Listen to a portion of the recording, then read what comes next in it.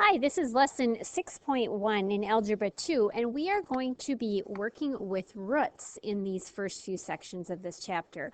So first of all, let's just talk about the root sign.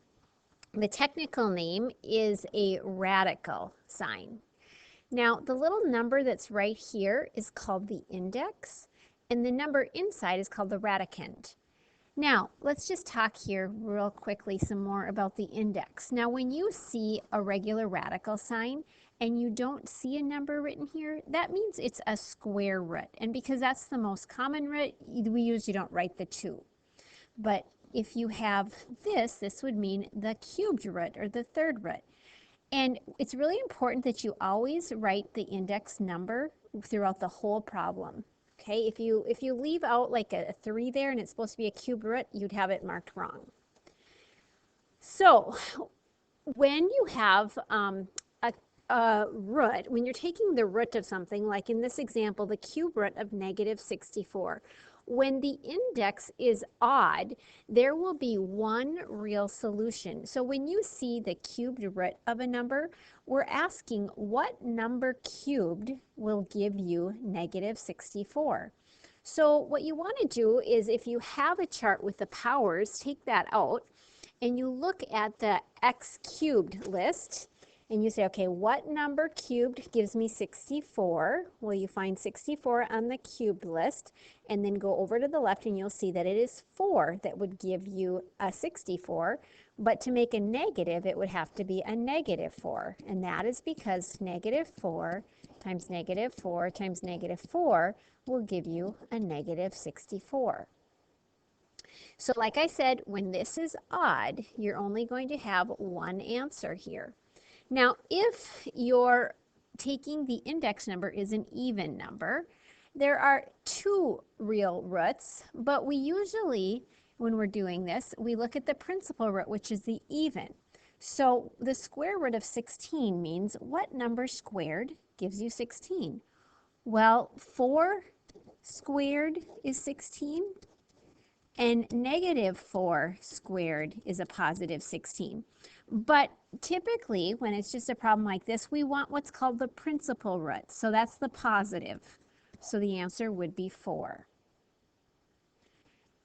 Here, this is saying the 4th root of 256. So you look at your list of powers, x to the 4th, and you find 256. Now, what number taken to the 4th power is 256? Well, again, that would be 4, because 4 times 4 times 4 times 4 is equal to 256. Now, some of you might be confused about when you use the plus, when you use the minus. Well, if you have a problem that says, what's the square root of a number? You just write down the positive root. But if you are solving for x, like for example, in this problem right here, remember, we have solved problems like this by taking square roots in the past. And when you take the square root of both sides, we said that x is equal to plus or minus 5. And that's because when we are looking for values of x, we have to find all the values that when you square them, they give you a 25. So 5 squared is 25. And -5 times -5 is 25. So then you have to list both answers. So when you're solving for x, you write both the plus and the minus. So let's do a few more problems. What are the real cube roots of 0.008? So a cubed root of 0.008. Now, you maybe haven't done this before with decimals, but it's pretty similar to what we were doing without decimals. First of all, you look at what is the cubed root of 8. Well, the number that if you cube will give you 8 would be 2. Okay, but 2 times 2 times 2 is a positive 8. So we're going to need some decimals. So you can either use your calculator or just do a little guess and check here. So 0.2 times 0.2, okay, 2 times 2 is 4, and then remember when you multiply decimals, you have to move the decimal over 1, 2 places, so 1, 2. That gives you 0.04.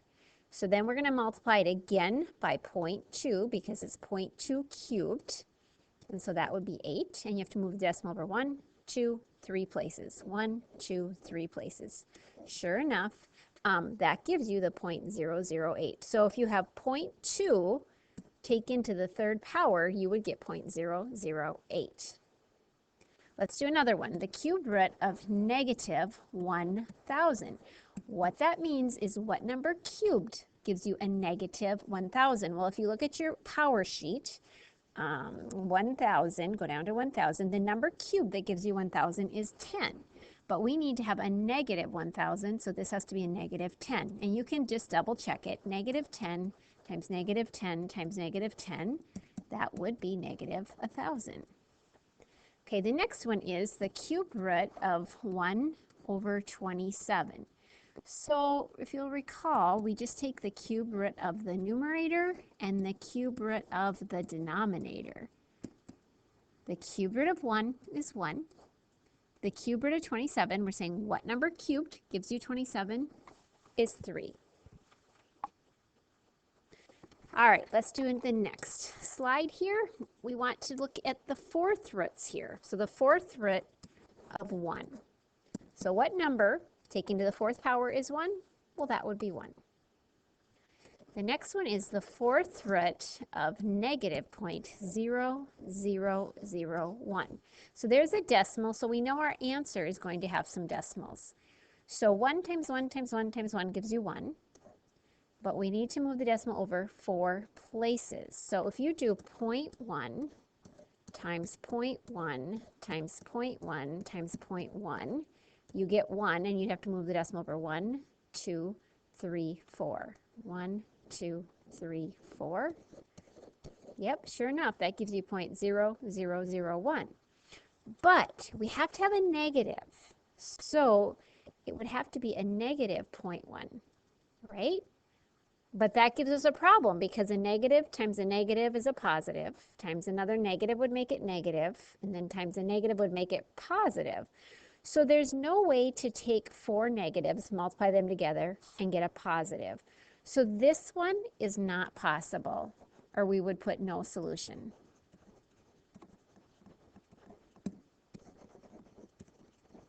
It would actually be an imaginary, I should say no real solution. There would be an imaginary solution, but not a real solution. All right, next one. The fourth root of 16 over 81. All right, so we'll take the fourth root of the numerator and the fourth root of the denominator. And you want to go to your power sheet. And what number taken to the fourth power is 16? So if you look at 16 where it says x to the fourth on your sheet, that answer is 2. The fourth root of 81 is 3. And so that is your final answer there.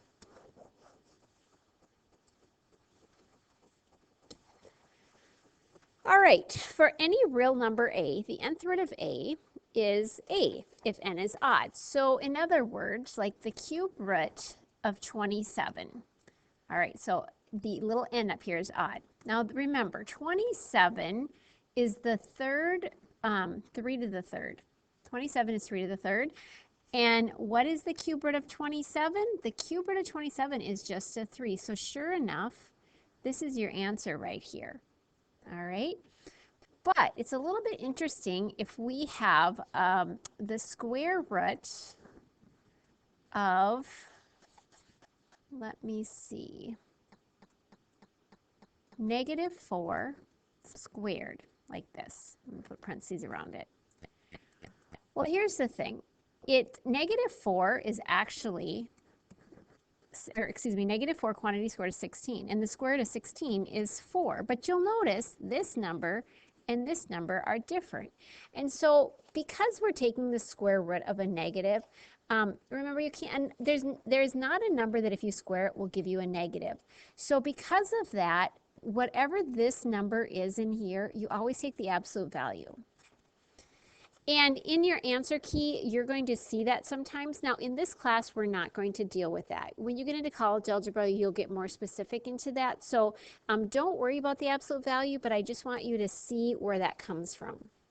All right, let's do a few examples.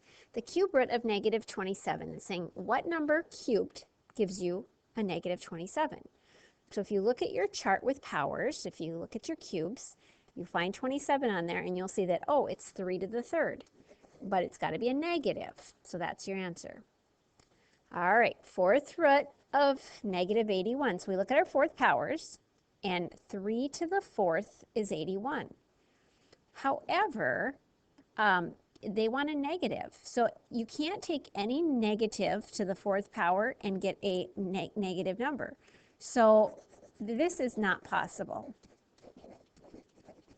Okay, because negative 3 times negative 3 times negative 3 times negative 3, that gives you a positive 81. Okay, so this is not possible. Or you'd say no real solution, because that's what they're asking for, is real solutions.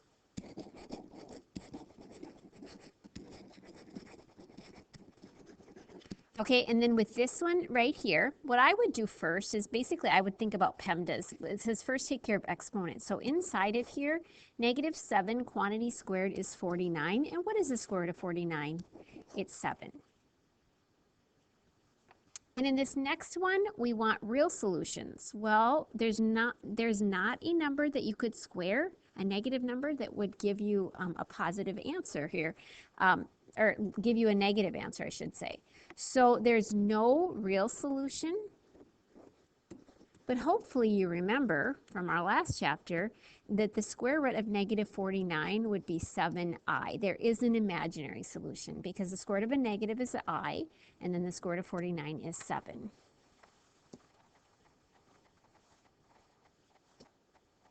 All right, what is a simpler form of each radical expression? So here we have a little bit more going on. Now keep in mind the square root of x squared is equal to x, or the absolute value of x.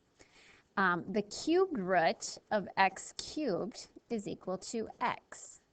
The fourth root of x to the fourth is equal to x. So it just keeps going on like that. So the square root of 16 is 4.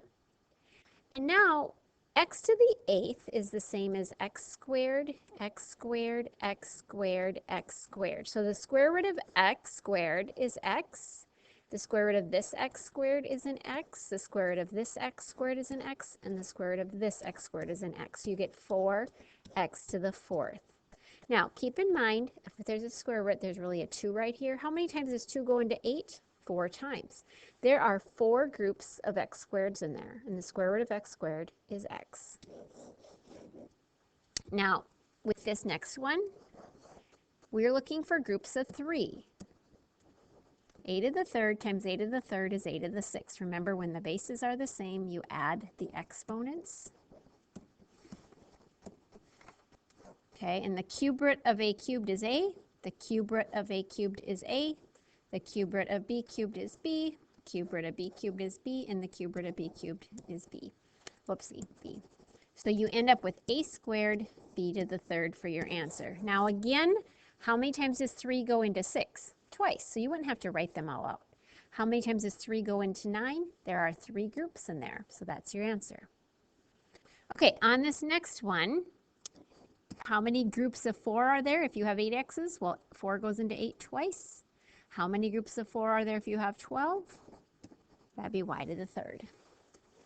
Okay, so now I'm going to throw a couple examples here. Let's say you have the cube root of a to the 7th, b to the 11th.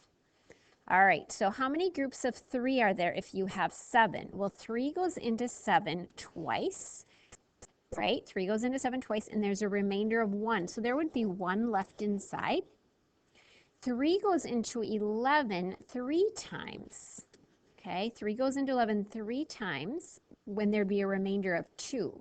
So there would be 2 left inside. So there's just another example there.